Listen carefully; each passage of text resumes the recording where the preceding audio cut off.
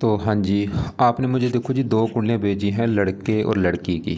दोनों लड़के ने ये जानना कि अगर वो इस लड़की से विवाह करता है तो आगे विवाह सफल होगा या नहीं।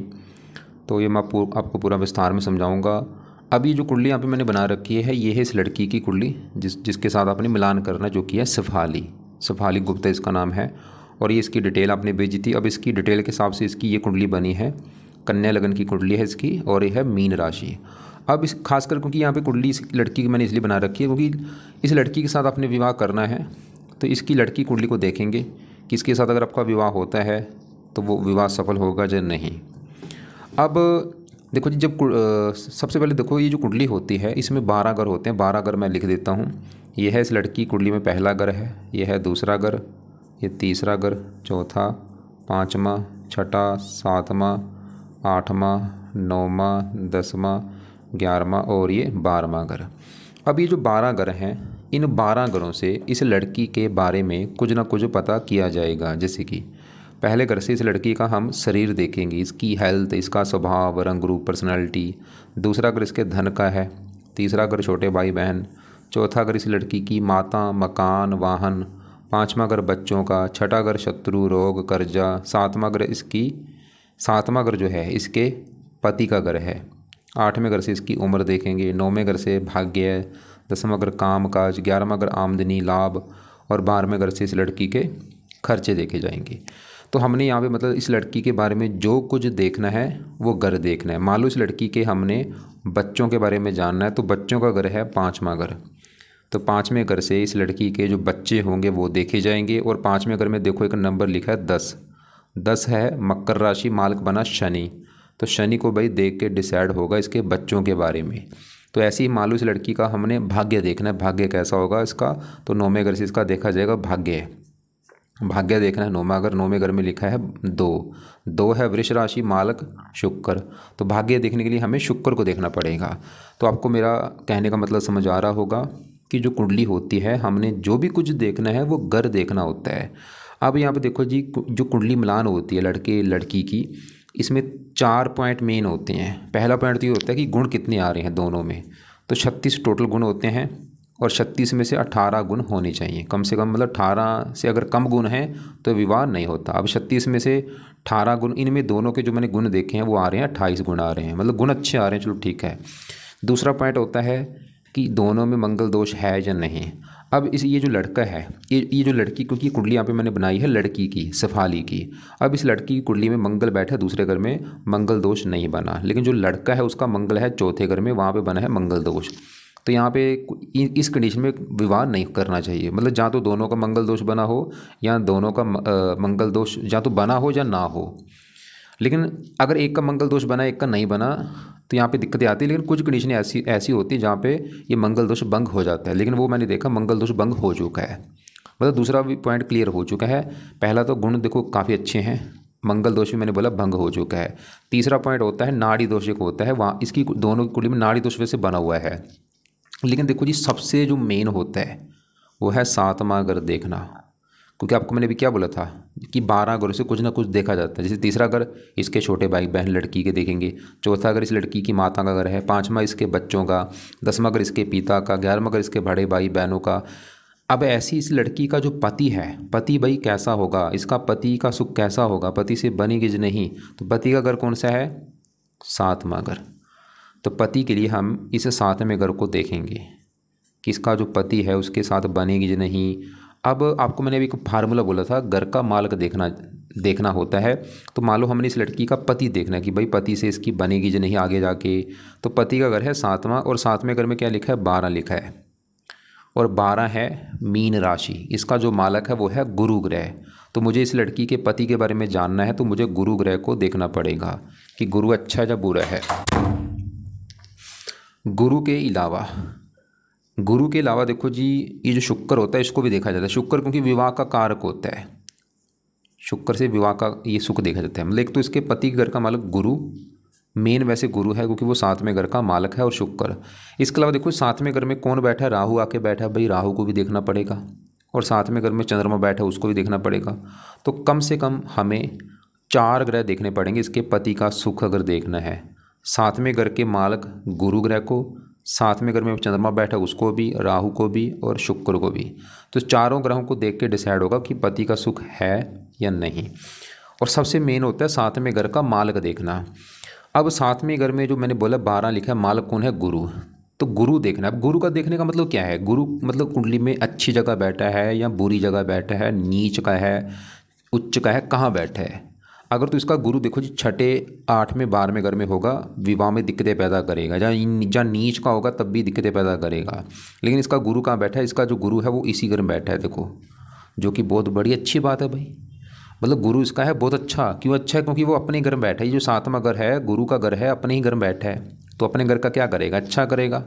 मतलब गुरु ये दिखा रहा है इस लड़की को पति का सुख अच्छा मिलेगा, क्योंकि गुरु तो इसी घर में बैठा है भाई, अपने घर में बैठा है। हंसी जो यहाँ पे बना है, गुरु ये दिखा रहा है इसको पति का सुख अच्छा मिलेगा, पति इसका अच्छा होगा, समझदार होगा, गुणी होगा, विद्वान होगा, पति से अच्छी बनेगी इसकी। तो गुरु तो भाई अभी हमने देखा पति के लिए अच्छा है। अब इसी गुरु के साथ इसी घर में कौन बैठा है? चंद्रमा। अब इस चंद्रमा को भी देखना पड़ेगा। तो सवाल है कि इसका चंद्रमा अच्छा है या बुरा है? इसका चंद्रमा भी मुझे अच्छा लगा है। क्यों अच्छा लगा है? क्योंकि चंद्रमा गुरु के साथ बैठा है, गज केसरी योग बना है, और चंद्रमा यहाँ पे किसके घर में बैठा है? गुरु घर में। ये गुरु का घर है और चंद्रमा गुरु को अपना दोस्त मानता, अपने दोस्त के घर में आया है, एक मेहमान बन के आया है, तो अपने दोस्त के घर का अच्छा ही करेगा। तो चंद्रमा भी भाई पति घर में बैठा है, चंद्रमा भी पति के लिए अच्छा है। और चंद्रमा का इस कुंडली में अपना जो घर है वो है ये 11वां घर। 11वें घर में क्योंकि देखो 4 लिखा है, कर्क राशि, मालक चंद्रमा। 11वां घर होता है लाभ का घर। लाभ, आमदनी, इच्छा पूर्ति, ये चीज़ें इस 11वें घर से देखते हैं। और 11वें घर में जो मालक चंद्रमा है, क्योंकि ये चीज़ें चंद्रमा से देखनी है। और चंद्रमा का बैठा पति घर में, मतलब लाभ चला गया पति घर में, आमदनी पति घर में, इच्छा पूर्ति पति घर में। चंद्रमा ये दिखा रहा है इसके पति के आने के बाद, इसी लड़की जो लड़की है सफाली, इसके पति के आने के बाद इसकी इनकम बढ़नी शुरू हो जाएगी, इसकी इच्छाएं पूरी होनी शुरू हो जाएंगी, इसके कामों में लाभ मिलना शुरू हो जाएगा पति के आने के बाद। तो यहाँ पे हमने देखो जी गुरु देखा, वो भी ये दिखा रहा था कि पति का सुख बहुत अच्छा है, पति बहुत अच्छा, गुणी, समझदार होगा, सभी गुण से युक्त होगा। चंद्रमा देखा वो भी अच्छा है। लेकिन अब इसी घर में देखो जी गुरु अच्छा है, चंद्रमा अच्छा है, लेकिन इसी घर में जो राहु बैठा है यह है बहुत बड़े लेवल पे खराब। राहु इसका बहुत ज़्यादा खराब फल देगा, इसको बुरा है इसकी कुंडली में। आपको मैं थोड़ा सा एग्जांपल समझाता हूँ, गौर से समझो। मान लो मैंने एक घर बनाया, अब मैं अपने घर में जाके बैठ चुका हूँ, मेरा घर है, मैं अपने घर में गया और वहाँ पे बैठ चुका हूँ, बेड में जाके बैठ चुका हूँ। तो मेरे घर में, मैं अपने घर में बैठा हूँ, तो मैं क्या करूँगा? अपने घर का अच्छा करूँगा, हमेशा अपने घर की सफाई रखूँगा, रक्षा करूँगा। अब मेरे घर में मेरे साथ एक आ चुका है मेरा दोस्त, जो मेरा क्लास फेलो, वो भी मेरे घर में आया है, मेरे घर में मेहमान बन के, वो भी मेरे घर का अच्छा करेगा, क्योंकि मेरा दोस्त है, मेरे घर में मेहमान बन के आया है। लेकिन तीसरा एक मेरा जो है दुश्मन है, मान लो वो कोई चोरी छिपे, मेरा जो दुश्मन, मेरा सबसे बड़ा दुश्मन, वो भी मेरे घर में आ चुका है। अब दुश्मन क्या करेगा भाई घर में आके? सीधी सी बात है, दुश्मन है वो, उसका क्या भरोसा है? वो घर में मेरे चोरी कर देगा, घर में आग लगा देगा, टीवी तोड़ देगा, घर में मारपीट करेगा, वो मेरे साथ मारपीट करेगा, मुझे नुकसान पहुंचाएगा। वो काम यहाँ पे राहु करेगा। इसका सवाल कि राहु मुझे क्यों खराब लगा है? 3-4 कारणों से खराब है। एक तो राहु जहाँ बैठा साथ में घर में, किसका घर था? गुरु का घर। और राहु जो है गुरु को अपना दुश्मन मानता है, इसकी वजह से राहु साथ में घर का नुकसान कर देगा, साथ में घर की हानि। पहला कारण तो ये होगी कि राहु दुश्मन के घर में बैठा है। दूसरा कारण, राहु और केतु लेके बैठे हैं कुंडली में काल सर्प दोष। काल सर्प दोष कब बनता है? जब सभी ग्रह राहु केतु की एक साइड में हो जाते हैं। इसका देखो जी केतु पहले घर में है, राहु साथ में घर में। और आप देखो इधर वाला हिस्सा खाली पड़ा है, 8वां घर खाली, 9वां, 10वां, 11वां, 12वां, ये घर इधर वाला खाली पड़ा है, सभी ग्रह इस साइड में। तो ये बन चुका है काल सर्प दोष, इसकी वजह से भी राहु खराब है। तो ये 2 बड़े कारण राहु खराब होने के। एक तो दुश्मन के घर में बैठा है, ऊपर से एक बना है काल सर्प दोष। एक बात और नोट कर लो, जब काल सर्प दोष बनता है ये उन घरों की हानि करते हैं जहाँ ये बैठते हैं। जैसे राहु कहाँ बैठा है? 7वां घर पति घर में, तो राहु पति संबंधी दिक्कतें देगा। केतु बैठा है पहले घर में, पहला इस लड़की का शरीर, हेल्थ, इसकी हेल्थ खराब कर देगा। तो केतु पहले घर को खराब कर देगा, राहु साथ में घर को खराब करेगा इस काल सर्प दोष की वजह से। अब राहु क्या करेगा? साथ में चंद्रमा के बैठा है, चंद्रमा को भी खराब कर देगा, ग्रहण दोष बना यहाँ पे। राहु गुरु को भी खराब कर देगा, मतलब गुरु चंद्रमा जो अच्छे थे, अच्छे फलों में उसके आ चुकी है कमी राहु की वजह से, क्योंकि यहाँ पे दोष बन चुके हैं। चंद्र ग्रहण दोष बना, चंडाल दोष बना।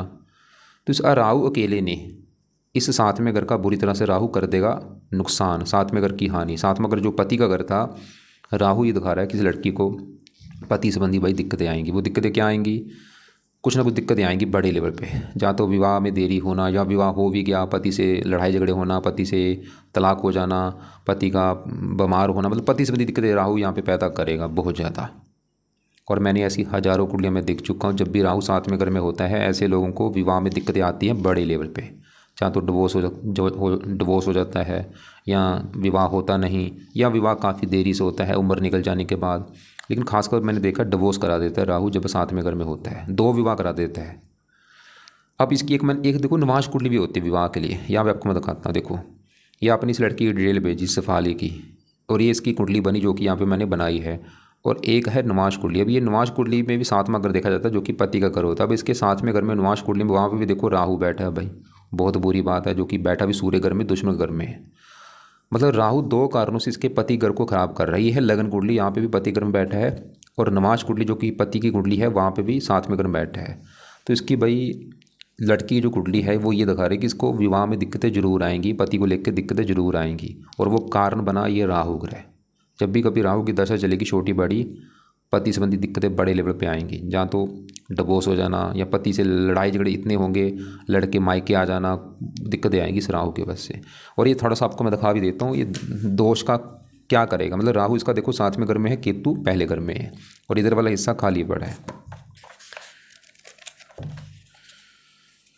तो इसका जो मैंने क्या बोला, राहु बैठा है 7वें घर में। इसका ये बना है तश्यक नामक लड़की कुंडली बना है। ये पढ़ो क्या लिखा है, 7वें स्थान से लगन पहले भाव तक राहु केतु के बीच फंसे ग्रहों के कारण तश्यक ये बनता है। इससे क्या होता है, ऐसे व्यक्ति का वैवाहिक जीवन तनावपूर्ण रहता है, जीवन साथी से बचाव, प्रेम प्रसंग में असफलता मिलती है, बंदे काम में धोखे होने की। ये पढ़ लो। ऐसे व्यक्ति को जीवन साथी के साथ सदैव समझौते का रुख अपनाना चाहिए, तभी गृहस्थ जीवन सुखी होगा। ये लिख रखा है देखो। ये दोष का ये नुकसान होगा कि इसकी लड़की को विवाह में दिक्कतें आएंगी, पति को लेकर दिक्कतें आएंगी। वो दिक्कतें कुछ भी हो सकती हैं, जहाँ तो विवाह में देरी हो रही है, या विवाह हो भी जाए, पति से डिवोर्स हो जाना, या डिवोर्स चलो ना भी हुआ, लड़ाई झगड़े होना बहुत ज़्यादा।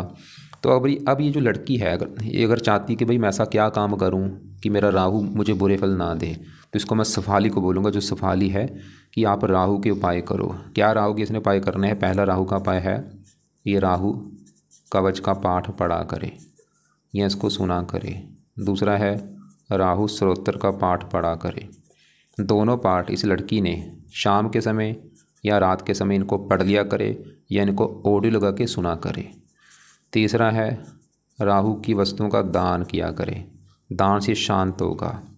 चौथा उपाय राहु के लिए जहाँ तो शिव जी की पूजा उपासना करे लड़की, या हनुमान जी की पूजा उपासना कर ले, या दुर्गा जी की पूजा उपासना कर ले। नीले कपड़े कम यूज़ किया करे, गोमद कभी भूल के धारण मत करे। तो ये राहु की लड़की ने उपाय करने हैं। दोनों पाठ शाम को या रात को पढ़ने हैं, या इनको सुना करे, और राहु से प्रार्थना करे कि राहु देवता जी मेरे विवाह में कभी दिक्कतें कोई ना आए, मुझे पति का सुख अच्छा मिले। और राहु की जो वस्तु है उनका दान किया करे। दान की वीडियो आपको मैं भेज दूँगा।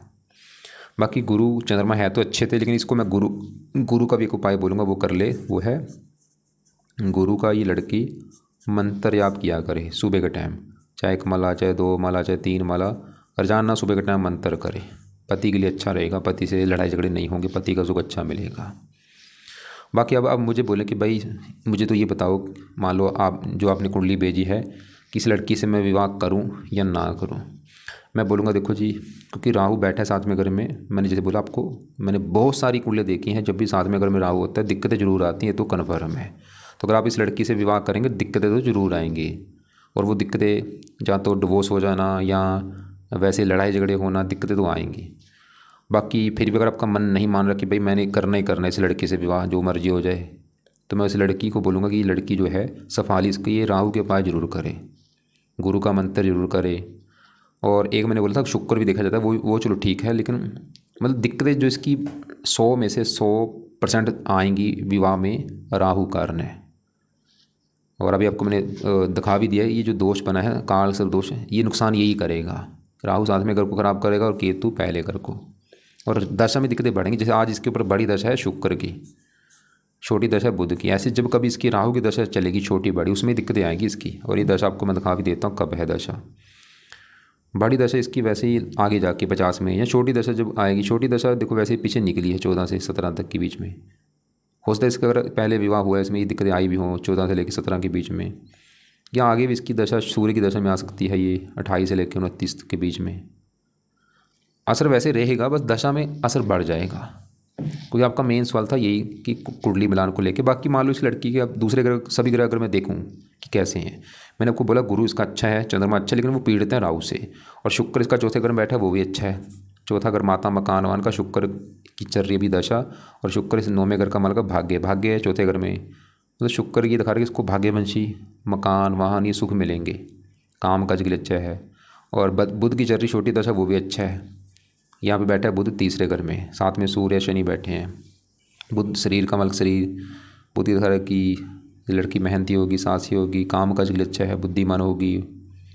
और शनि जो बैठा है वो भी 5वें घर का मालिक, संतान के घर का। लेकिन शनि देखो जी, एक तो अस्त है, साथ में सूर्य के बैठे। यहाँ पे एक और दोष बना है सूर्य शनि की वजह से, ये थोड़ा सा, इसे हम आंशिक पितर दोष भी कहते हैं।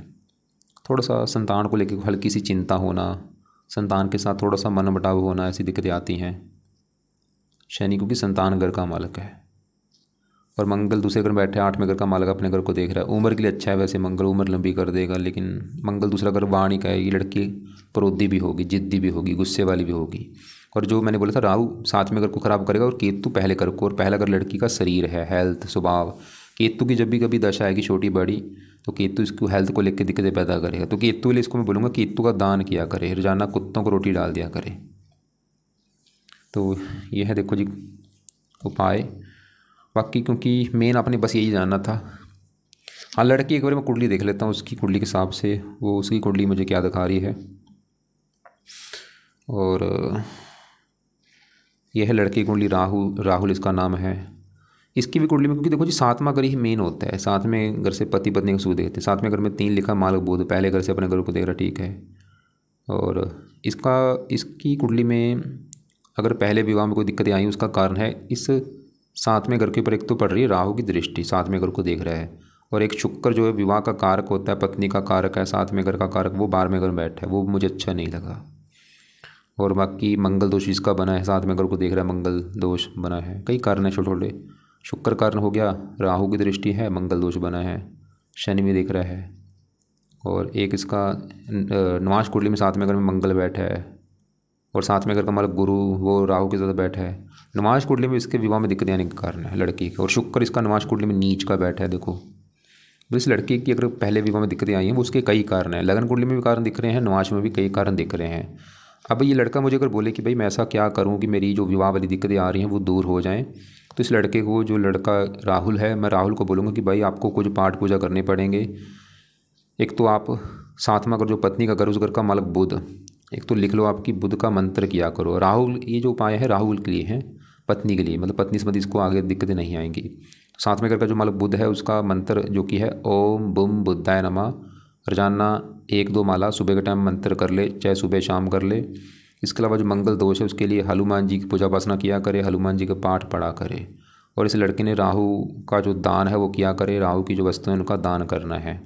और शुक्र इसका 12वें घर बैठा है, शुक्र के 2 पाठ हैं, शुक्र कवच, शुक्र स्रोत, ये पाठ पढ़ ले। तो ये पाठ लिख ले, क्या क्या मैंने बोला, बुध का मंत्र सुबह शाम, शुक्र के 2 पाठ हैं, शुक्र कवच, शुक्र स्रोत, मंगल दोष के लिए हनुमान जी की पूजा उपासना करे, और राहु की वस्तुओं का दान करे। और इसके ऊपर देखो जी अभी जो दशा चल रही है सूर्य की चल रही है, 19 से चली है, 25 में अभी ख़त्म हो जाएगी, 12 महीना 25 में। और एक छोटी दशा शुक्र की है, देखो 12 महीना 25, वो भी ख़त्म हो जाएगी। और आगे इसकी दशा आएगी चंद्रमा की दशा, बड़ी दशा है, उसमें काफ़ी चेंज आएगा इसकी दशा में। तो अभी मतलब ये लड़का अगर प्रेम प्रसंगों में फंसा है, उसका कारण ही शुक्र भी है। देखो शुक्र प्रेम प्रसंगों कारक है। ये 12 महीना 24 से चली हुई है दशा, पिछले 5-6 महीने हो चुके हैं। और ये दशा अभी अगले इसी साल में ख़त्म होगी, 12 महीना 25 में। तो इसको, लड़के को अगर कुछ पूछना है, राहुल को, राहुल जो है लड़का, इसने अगर मेरे से बात करनी है, कुछ पूछना है, कोई बात इसको समझ नहीं लग रही, तो ये मुझे कॉल करके पूछ भी सकता है। कॉल या तो मुझे 1-2 के बीच में कर ले, या मुझे व्हाट्सएप एक बार मैसेज कर देगा कॉल करने से पहले। और इसका सवाल मुझे यही होगा कि भाई मैं लड़की से विवाह करूँ या ना करूँ। मैं बोलूँगा भाई इसकी कुंडली में दिख रहा है विवाह में दिक्कतें लड़की को आएंगी, ये राहु की वजह से। बाकी अगर ये चाहता है कि नहीं भाई करना ही करना है विवाह, मैं इसको बोलूँगा कि लड़की को जो मैंने उपाय बोले वो इस लड़की ने ज़रूर करने हैं, राहु के खासकर जो उपाय हैं। और बाकी लड़के ने भी जो उपाय मैंने बोले हैं, उसका भी जो मैंने बोला था, बुध का मंत्र करे, शुक्र के जो पाठ हैं, राहु का दान हो गया, हनुमान जी की पूजा उपासना करे, मंगल दोष खत्म होगा।